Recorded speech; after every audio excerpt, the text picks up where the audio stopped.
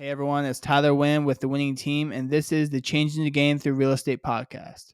One of the main reasons we started this show was we wanted to help people by bringing on guests with inspiring stories that can teach us information that we should have been taught in school. This week on the podcast, it's a little different because we will actually be the guest.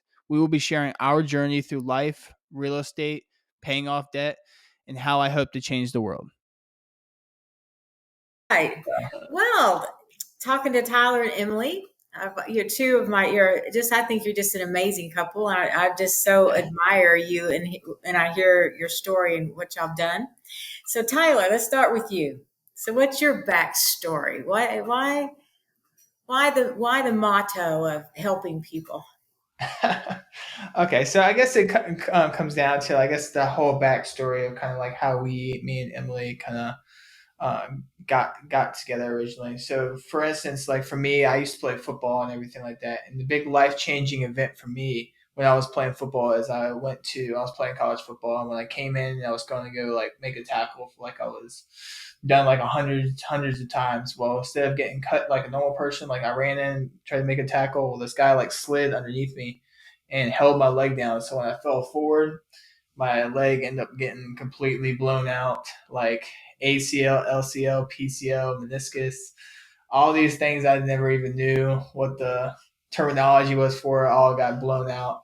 And I just remember when that happened, I was like, dude, my life is over. Like everything I wanted to do, I can't do anymore. I remember like going back to the like more or less hobbling myself back to my apartment, and I was like, I don't know what I'm gonna do. Like the doctor said, like, hey, you may never actually walk normal or again. You might not be able to do any of these things. So I was like, so what am I supposed to do? So I kind of stumbled down and trying to find myself, and come to find out like a little bit, probably a year later, me and Emily kind of re-met, and everything kind of happened with that.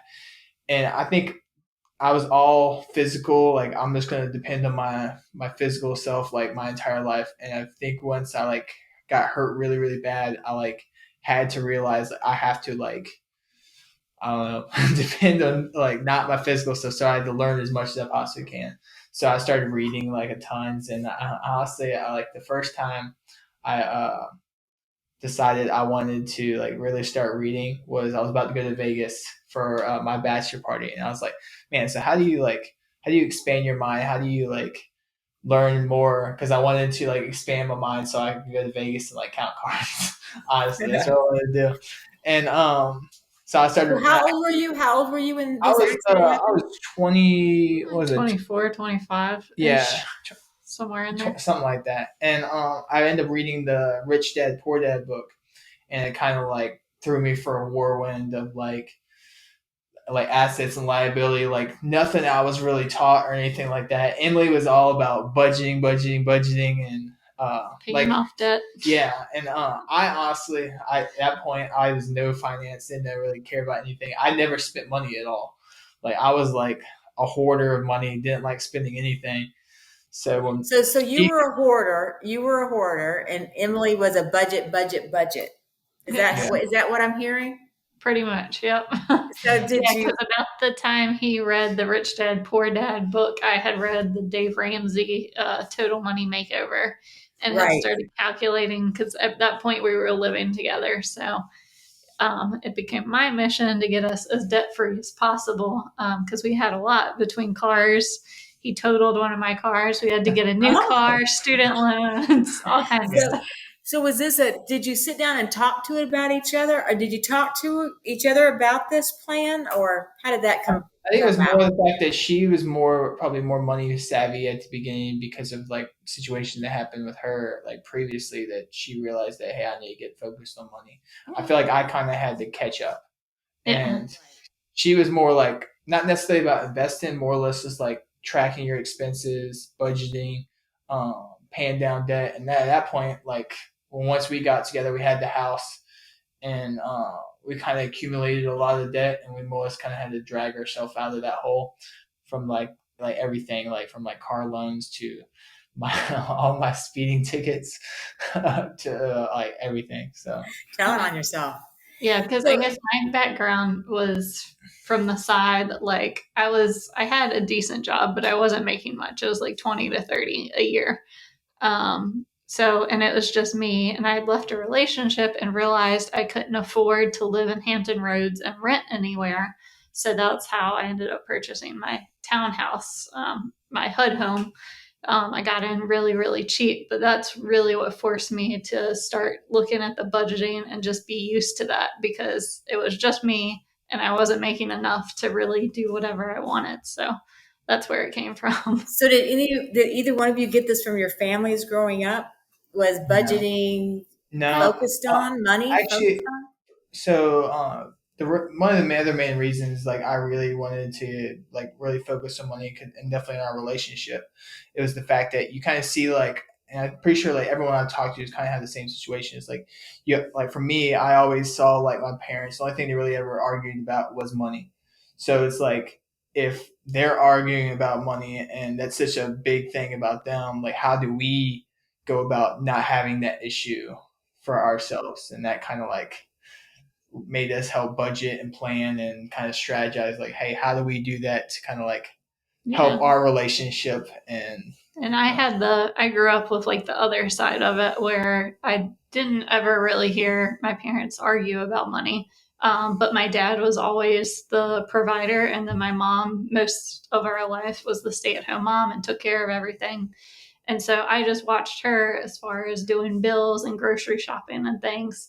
And she wasn't extravagant. Like we never went without anything we didn't need, but at the same time she wasn't going out buying random stuff just to make us happy. So it was always within a budget, and I guess I just grew up seeing that. So it stuck. Yeah, I think that's what kind of helped us come to like, I guess like almost going back and forth trying to figure out like, hey, what's the best way where we don't argue about money but we both serve the both of our purposes. Because we both like, once I read the Rich Dad Poor Dad, I got like kind of consumed on like the whole real estate thing and investing and all that stuff, and we kind of came down to like a plan. And honestly, like came down to the fact that like, you know how I, even for me as like a real estate agent now, you see a lot of people have like one account. Even me specifically, like I had, like before me and Emily got together, I had two accounts. I had one I threw everything in and one I paid bills with, but it's really hard to really track everything. So once like we got into a relationship and she like calculated everything, it got to the point where like you realize like how much like money goes everywhere. Like I didn't know what, like things like how much I spent on like Vending vending machine. machines and like crazy things like that. Like money was going all over these places, and I was like, wow, I really just spent like how much money a month on So something like that. so what's the first step? So I think what kicked me off, I've always kept an Excel sheet, but what really like narrowed dialed us in and really helped us to save and pay it, because we paid off what 75,000 of debt in 2.5 years, something like that. But it was more or less following Dave Ramsey's budgeting plan, where you budget all the way down to zero, so you should have nothing left after every pay period once you take deduct all your bills. But that also includes paying yourself. So you pay into a savings account or different like sinking funds, like for tires or stuff you know that one day you'll have to pay for, but it's not a monthly expense. So it's really just figuring up those totals, what you can afford to go where, and then making sure that that bottom number comes to zero. That way, you know you have a certain amount, set amount going into your savings account every pay period, and just continually doing that. It also included we have our own allowance accounts. So that keeps us on track. That way, I don't get mad when he spends $30 at a vending machine, and he doesn't get mad when I buy something from TJ Maxx. So that makes our marriage a little smoother because we don't have to fight over that stuff. So Yeah, what it's was the almost hardest thing when you got started on all this? Once you had your accounts set up, what was the hardest thing? I I don't know. I I can feel answer that. do I, you know, you guys you can tell your The opinion. hardest thing, because he mentioned he is a money hoarder. So the hardest thing, in my perspective, was convincing him that we needed to pay off the debt. So, like taking lump sums at a time when we had it and paying it to get that debt gone versus just watching it sit in an account and end up paying the extra interest. So I'd say that was the roughest part. I think for me, it was more or less like trying to figure out like what each other's roles Yeah, were. It was basically so like we both have our jobs and investments we try to do. So we both make the money. She kind of manages the money through budgeting and everything like that, and I invest the money. So it kind of works out for her whole budgeting thing. So it runs almost like a business. So business, everything goes into like one account, and then that account pays bills, and we pay the accounts like your everyday savings and your money market. Yeah, your money market or anything else. Let's say you have student loans or anything, you're paying them as a bill. So once you take out all the debt, let's say you pay all your debt off, you're still it just gets moved to like your money market or something like that, and just keeps getting paid into that, and you're paying yourself. So and then you're also paying your allowance. Like we give each other, probably think it's like $150 every 2 weeks or something like that, and then that makes it nice. So like the more money you make or more money that's still calculated out, you don't get more expenses. Yeah, it's the same. You stay the same. So the more money you make, you're not really spending more money. Because I feel like a lot of people I talk to, the more money they make, the more they start to spend, and you don't actually grow at all. Right. So don't know where it goes. Nice. So like if Emily wants to go buy a tattoo that she does every year, she saves up like all year and goes buy a tattoo. Or like, hey, I want to go out with the guys or something like that. I use the allowance fund, so it makes it where I don't get mad what she uses, and she don't get mad what I uses, and it kind of helps that talk from the beginning where like you don't really argue about money because everything's extremely structured out, and you both have like this understanding. Hey, well, this is your money. If you want to save, that's on you, and if you don't, that's on you too. Like for me, like one of my friends' bachelor party's coming up, and I'm willing to save my entire allowance just to do that. So. And then we made a rule early on too. If it's something like we like mutually need, like something like, I don't know, a couch, a stove, something like that in the house, or for us, if it's over $100 purchase, then we talk about it before we just go out and buy something. Right. Random. That's a good one. And now, do you combine your both your incomes because you're both working full time, correct? Yeah, so we have our regular account where both of our direct deposits go in, and that's where all the bills come out of. And then we have our sub accounts where we save for particular things. So like the everyday fund, that's where a set amount goes every month for like tires or registration renewals, like random stuff that you know you're going to have to pay for at some point, but not every month. And then just different categories like that. Like some people do vacation. That's not our priority right now, so we don't have that one. But just whatever it's your priority, basically. So it all goes into like a funnel. So like, let's say more incomes you get, let's say more investments you get, it all goes into a funnel. So all of your incomes go into this, and they all hit that first account, and that first account distributes it to everywhere else, where nothing really changes. The only thing that's going to change year to year, or not year to year, month to month, is how much more money you save, the more money you make. And once we save up that money, we should reinvest it, and it keeps adding to the funnel. So it keeps circulating, and our expenses never really are always stay the same, and what we spend stays the same because our allowances don't change. Yeah. So what debt do y'all have now? Do y'all just carry your house debt, or just the houses? That's positive debt, right? Yeah. The house and the rental townhouse. Yeah. So, yeah. So, yep. No more student loans or car loans. So you bought you had a townhouse. Now, what did you do with that after you got married? We still have that. We kept it. It's currently a rental property and has been since we moved in together. It does really well. Yeah, I mean, I bought it as a HUD home, so it was in decent living condition. I won't say nice living condition. But basically, I got a roommate when I lived there and just used the rent from that roommate every month to do different things. So I guess that was my first go at DIY. I learned a lot. I redid a lot because I didn't do it the first time. So yeah, it's been a really good rental. I think our biggest regret is that Tyler didn't do the same thing before we bought a house together. That way we'd have two. But yeah, I think it's a great way to go. We ended up buying a house together, and this is kind of like all through our relationship when I was learning about money and everything like that. like she would always wanted to like almost buy a fixer upper just because she watched the TV show Joanna Gaines, and Oh yeah, she wanted to watch Waco, the Texas. fixer upper, and we did fixer upper. And at that time, like I wasn't reading like Rich Dad Poor Dad, wasn't really into big investing. I was more like wanted to be like a day trader through stocks. And I remember like I would come home from work at the shipyard, dead tired, and she's like, "Hey, let's go tear out this house, tear out this floor, let's do all this thing." I was like, "No." and then to the point where I started reading more, and I learned like say how to like once I got like on track and I wanted to be successful, I wanted to get really big into business. It's like, well, she's very passionate about real estate. Well, why don't I just start learning as much as I possibly do about real estate, and we kind of just learn to do that together because she's very passionate about that. I like business in general. So we kind of just, that's kind of how I got into real estate, was technically from her. Why did you choose you to get the real estate license?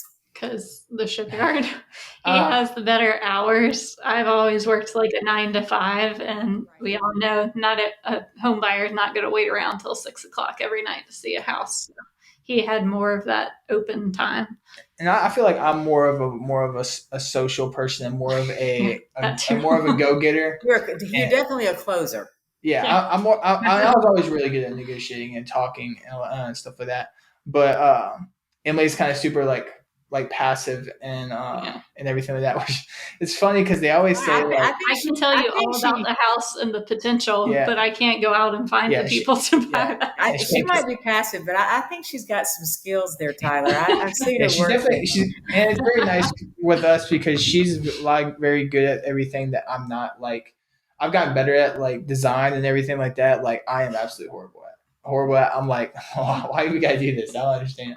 And then she's always like, oh, just trust me. I got this vision. I was like, whatever. But I guess for going, oh dang, what was your talking about getting out of debt and the rental property, and then why did you get the real estate license? Okay, so when I got a real estate license, so honestly, like for me, like I just wanted to. Like I was more the investing side. You know how I said we both made the money. She budgets and I invest. Well, originally when I got the real estate license, it was to find more properties for us to invest in and everything like that. So I was looking at all these properties and I started to help some people too. And for me, buying a house, like she gets super amped and stuff like that. But me, it was just a transaction. Like I didn't get very emotional about it and anything like that. She got super emotional about it. The potential. And I just didn't care. But like when I helped other people do it, you see like how much of impact and how much joy they get through it. And that like brought me a lot of joy. And so that was very fulfilling in itself. So I kind of steered to life. Well, I really enjoy like that was the first time like I've never had a job where you actually kind of help people do things, and I really did enjoy it. So I was like, man, I want to do this more. Like I want to really help people and everything like that. So that's why I kind of like my whole business model kind of switched a little bit. It was like, hey, how do I how do I truly help people and everything like that? Because this is what brings me joy, and I really want to make a difference. So how do I really like help change people's lives and everything like that? So, and my conclusion is like, hey, I want to put my entire business strategy around helping people. And one of the biggest issues that I came across with, and even families and like my family, like from my past and everything, was like the financial issue. So how do I create businesses along the way that really helps bring people up and everything like that? So that's why I kind of we'll get into later about bringing in the podcast. But so for me as a realtor and us as a realtor, like we help people buy, sell, and invest. I want to help people. That's one business to help people. Let's say they want a house hack and become landlords. Well, we do property management now, so we do property management. So what if someone wants to like invest later and invest in larger deals? Well, I want to eventually get to that. I want to almost be like the guide to helping people be successful, because that's what truly brings me joy. And it all falls back to like me. I'm super religious and everything like that. And when Christ came down to earth, he came down to serve. So you have this almighty being. He comes down to earth, and his whole goal is to serve other people. So maybe that's the where people get true joy and passion from, is truly helping people. And I was like eye-opening to me. So I was like, okay, well, maybe I should be doing more of this. Maybe how do I help more people? Because that would also make me more successful. The more people I help, but it also makes a lot of real big impact in people's lives because people really, really need that. So that's kind of how this call conspired, because it was like me being started kind of flip from being like less selfish and more like, hey, how do I help people? And that's where I feel like me and you started getting, like me and you met, and like we kind of got along and kind of like saw our vision for the future and kind of wanted to do the same thing.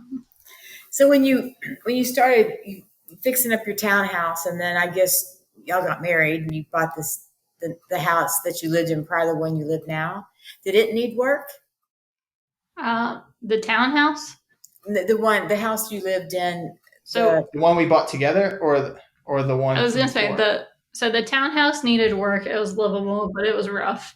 I did that on my own. Then we got engaged and bought a house together, and it was kind of that middle ground. It didn't need to be gutted, but it was definitely old and kind of like gritty. Yeah. I don't know. It was just dirty.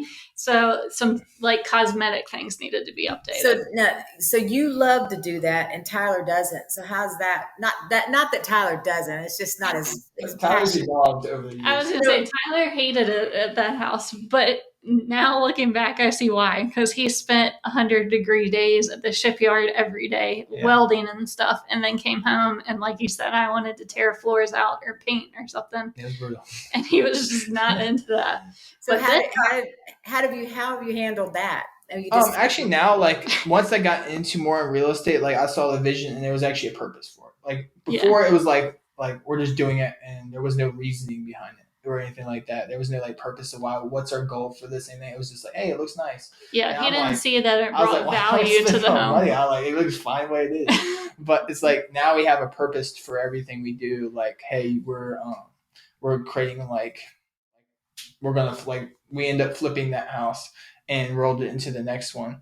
And our whole plan for that is like, hey, we have one rental, we flipped one, and we rolled that one into it, and now going to use that as like a HELOC and start buying other property using that. Yeah. So it kind of made sense later on, like we started using the strategy. You saw the light. Rather than it had a purpose, and that was what I needed. Like, I needed to have like there was a purpose or a goal. You needed that little, because I can't do things for no reason. It drives me crazy. Yeah, because this house, the one we have now, we pretty much gutted, and that was together. And yeah, he realized like how doing those things it costs money, but it doesn't cost a huge amount of money compared to the value that it'll bring to the home. So you can turn around and use it for like a HELOC and stuff. Right. So yeah, the third house was all right. He had jumped on the bandwagon.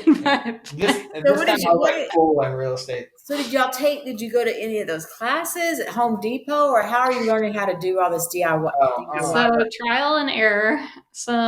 I follow a lot of DIY accounts on like Instagram and stuff and blogs where they do tutorials. And then his dad's a contractor and my brother's a contractor. So they were kind of any questions we had. And then, the rest is just, you start with small things and you build from there. So a lot of stuff, like I knew how to do some of the stuff. It's just like, I just didn't necessarily want to do it. Like I used to do like hardscapes and all that stuff and knew how to use all the stalls and everything like that.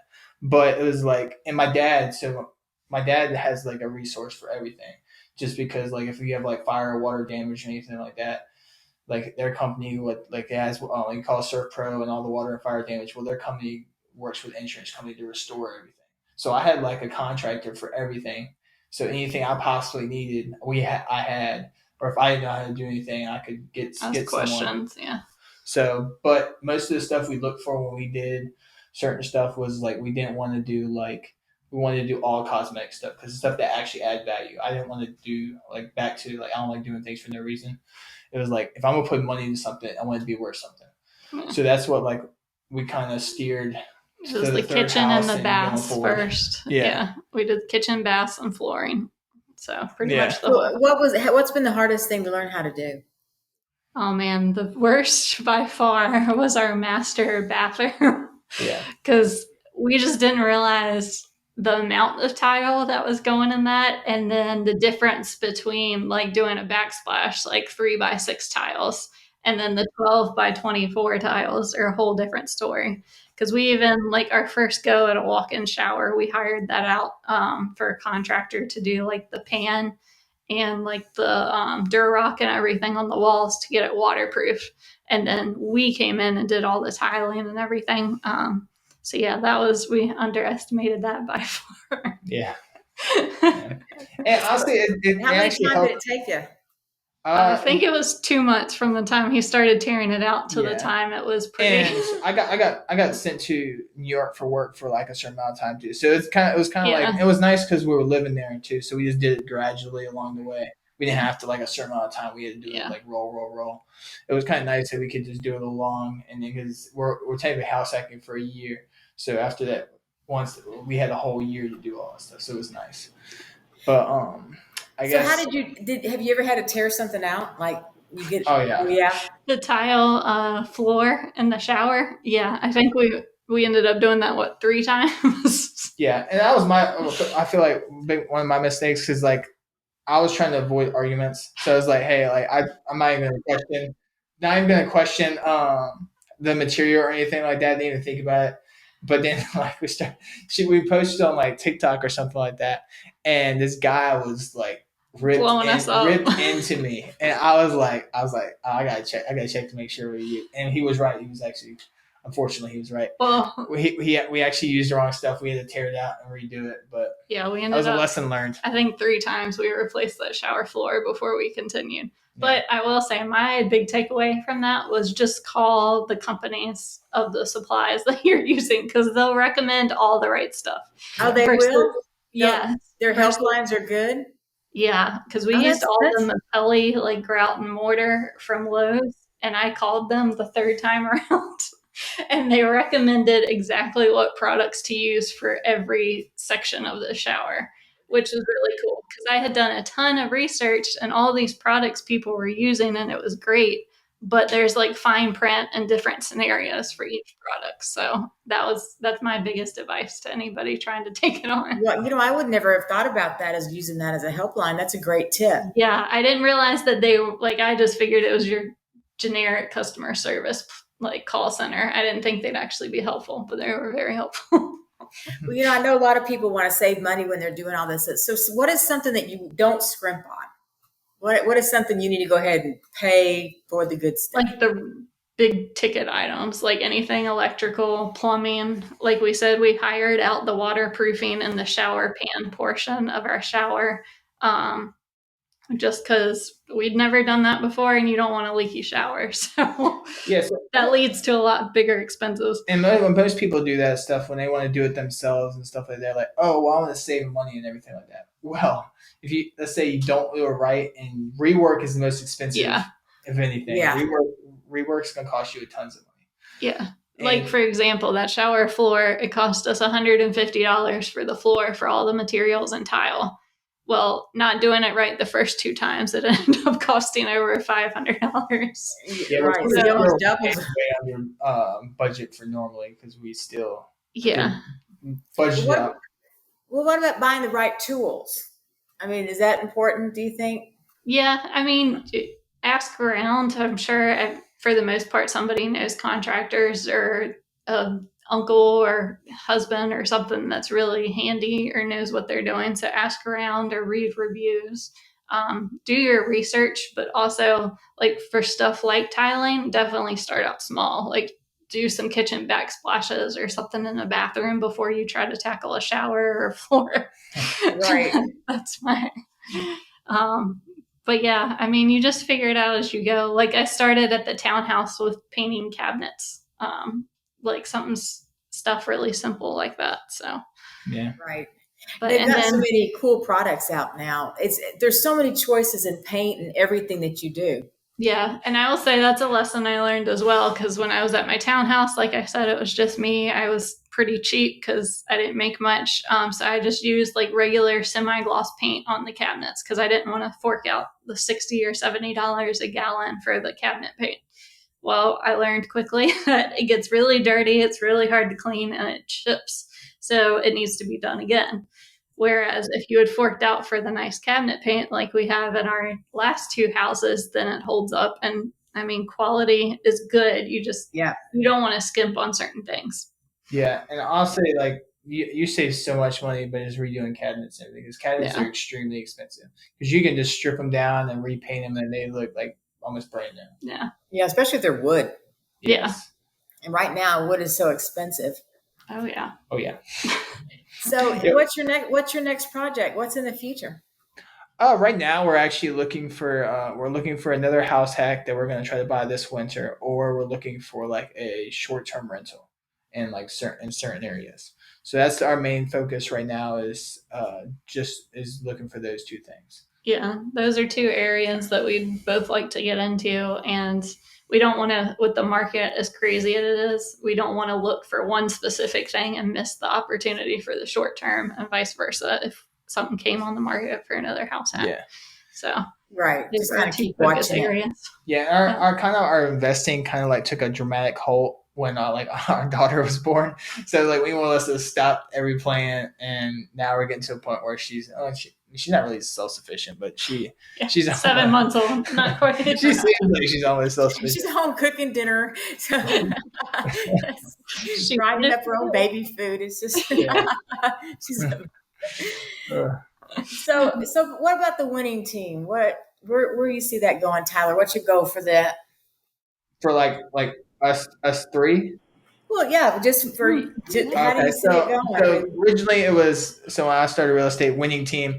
Winning actually was one of her slogans for our wedding. What was it? It was a hashtag. I don't even remember. It was like, it was like winning something. Winning something. I don't know.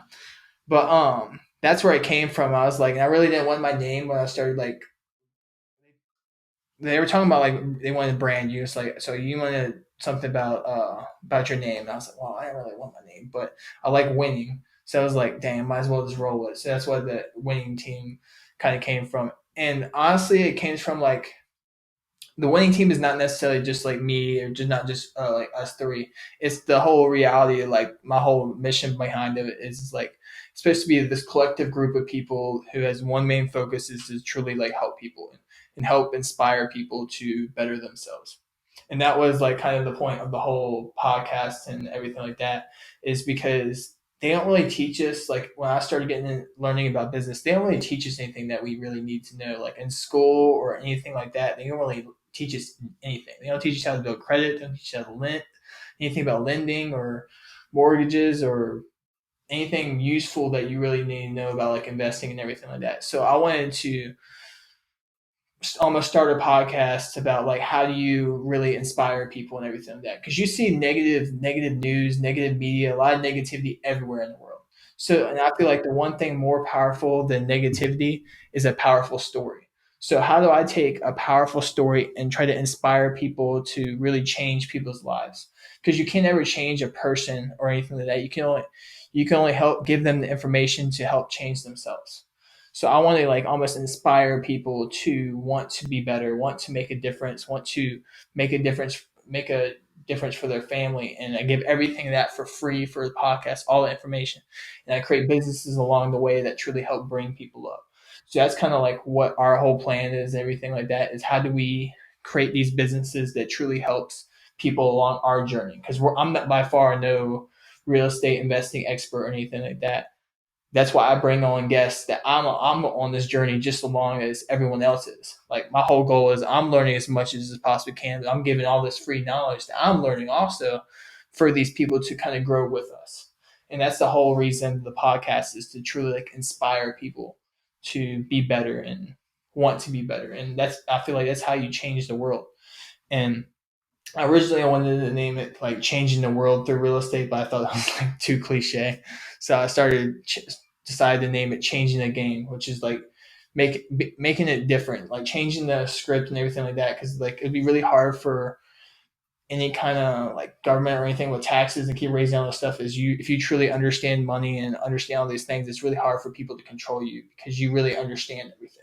And that's the whole point of everything is just like, give everyone all this free information and help them want to change. And if they choose to not, but it's all there for them to do that. Right. So many people are afraid to ask questions. Yeah. Yeah. or don't So know where to ask them. Yeah. yeah, where to ask them. They're afraid they sound stupid. I mean, just even you'll go. I've been guilty of that, going for a long time, not really knowing the definition of a word because I just didn't want to ask somebody what it really meant. Yeah.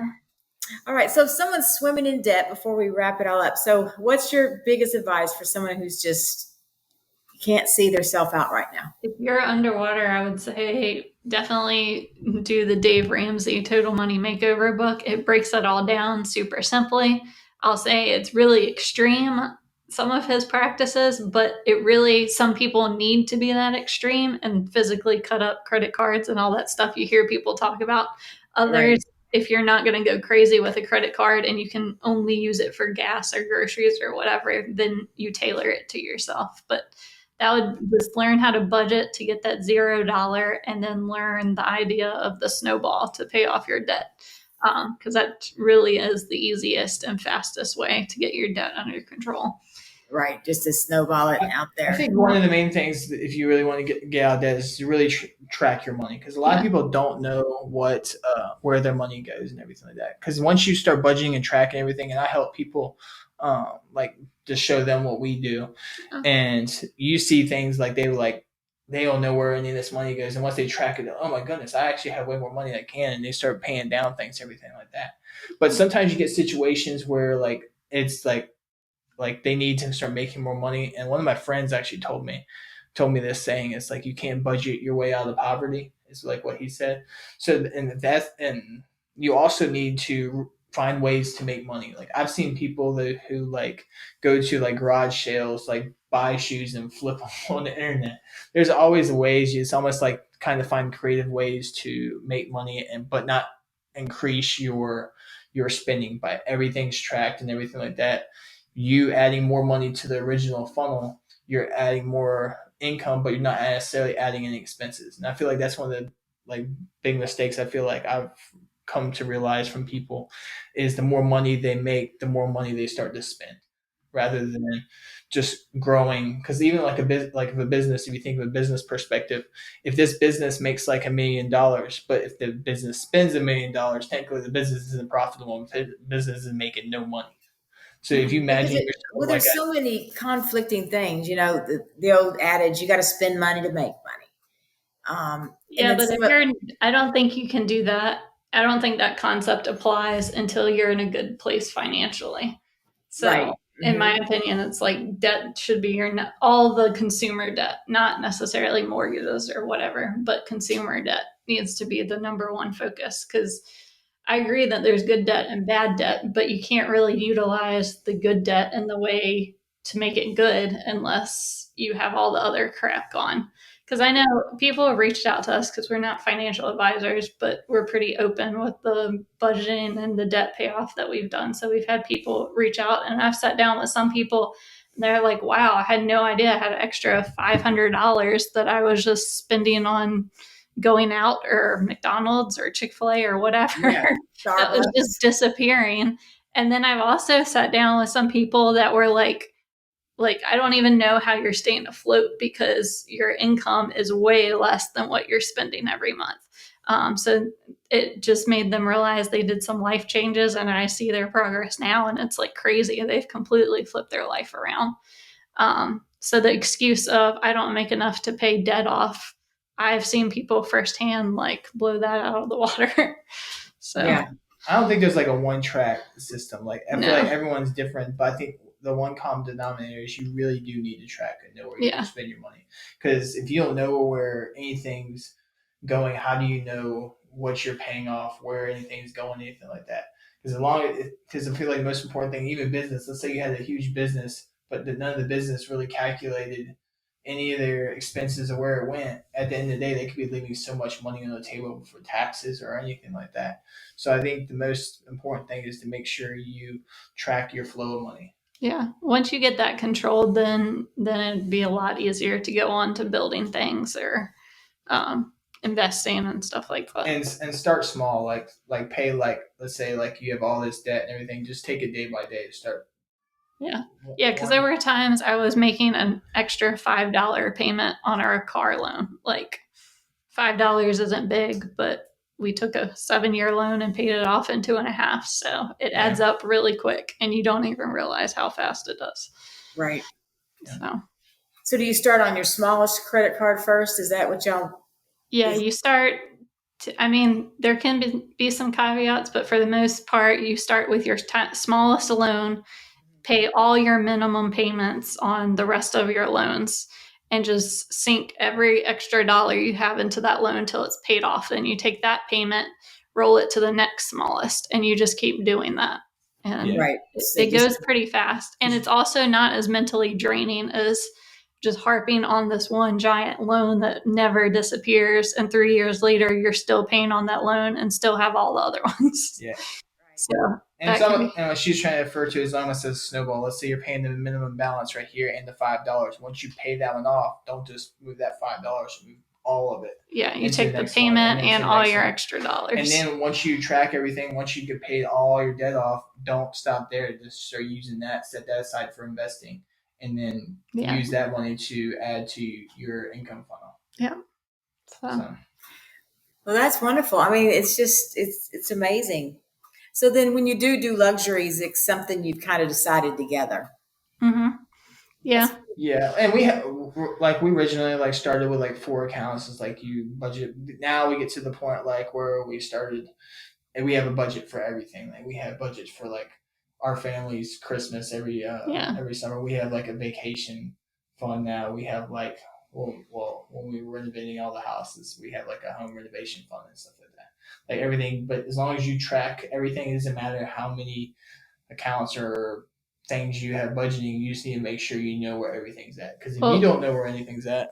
And the cool thing now is all the banking's done online for the most part for pretty much everybody. And what at least all of our banks have done is they let you go in and change the name to your bank account. So you don't just see the numbers. So that way you have the visual of, okay, this is my account for bills. This is my account for every day. This is my account for home renovations, vacation, Christmas, whatever. So that keeps you easily organized, and it's a good visual to keep yourself motivated. Yeah, and one of the main questions I got asked all the time was well, that's so much stuff to track and everything. Well, if you think about it, everything that in your first account is getting paid, that's what you need to survive. All that stuff is going to pretty much stay the same every month. And the only thing that gets tons and tons of fees is your allowance account. That's what you're paying all these miscellaneous and all that stuff. You don't actually even have to track that. You just paid yourself $150 every 2 weeks, and the only thing you really have to budget is your stuff that you need to survive. Well, and in the very beginning, it's not you have 2 accounts. Your checking or 3 accounts. Your checking account where your bills come out of, your emergency fund account where you save $1,000 or something because stuff's going to happen. And then your, we call it an allowance account, what I'm going to use to get gas or go grab food or something to treat myself once a week. But you have to be really strict. And you just have those 3 accounts because with the $0 budgeting, everything else is being paid to something. So there's going to be nothing left sitting there. Yeah. You're paying it. And then as you pay off the debt, that's when you start adding in those vacation accounts or the everyday savings or home renovations, those things. So yeah, at the beginning, it's really simple. It's just 3. Right. Then you build on it. Yeah. Be organized. It pays to be organized. Yeah. Well, if anybody has any questions for y'all or anything, where can they find you? Well, you can find this on mostly on Instagram. It's Winning Team. It's WYNNING team at 757, and that's the majority where we we're at. We also, you can find us honestly on everything now. We're on YouTube, TikTok, everything. But that's the main one we use. Is probably Instagram. It's probably the best time. Yeah, and you can buy some really nice stuff. I got the phone cover. Oh, there you go. Yeah, you have the merchandise up and running. Yeah, I love it. It actually it grips pretty well, and This is the gray anyway. Okay, very cool. Yep, I was gonna say we're working on that too. Get more things. Yeah, we got some logo stuff going on. Yeah, and I guess the back to what I was talking about, the main goal, having the steps and really helping people. It's like the podcast gives free information. Like us as realtors, we help people buy and sell, and then we have property management and investing. Well, eventually the goal is like also give back into charities and everything like that. Yes, And then what you told me, like really, like we kind of really connected is one of the main things that we wanted to do was we wanted almost to open up like a halfway house for people that like had like are in foster care and horrible situations and everything like that, that they can go and can kind of get out of the system, that they can kind of take care of themselves. And you actually mentioned something about almost doing like a ranch farm, so it can teach them like life skills and everything. That's the whole purpose, is like how do we create things, like we create things to build people up, but also how do we make a difference and everything like that. And that's what kind of like draw us two originally together, is because we both have the passion of like how do we truly help change the world, make the world a better place, because there's a lot of people nowadays that are kind of doing all these horrible things with money and stuff like that, but how do we truly help change the world? And that's who I want to make the world a better place for my daughter. Just looking on the news and media nowadays, it's pretty crazy. It's like, so I want to do the most I can to kind of make a difference, and that's one of the ways that we talked about that we would want to eventually get into, stuff like that. So end goal. Yeah, that's awesome. Any last words of advice? To do that, call me. We'll find a way. So, any last words of advice? Pay yourself first. Yeah, pay yourself first. Pay yourself first. Because the world's going to take everything from you, from like taxes and everything like that. And if you don't pay yourself first, no one else is going to do it. So. Yeah, pay yourself first. That's a good one.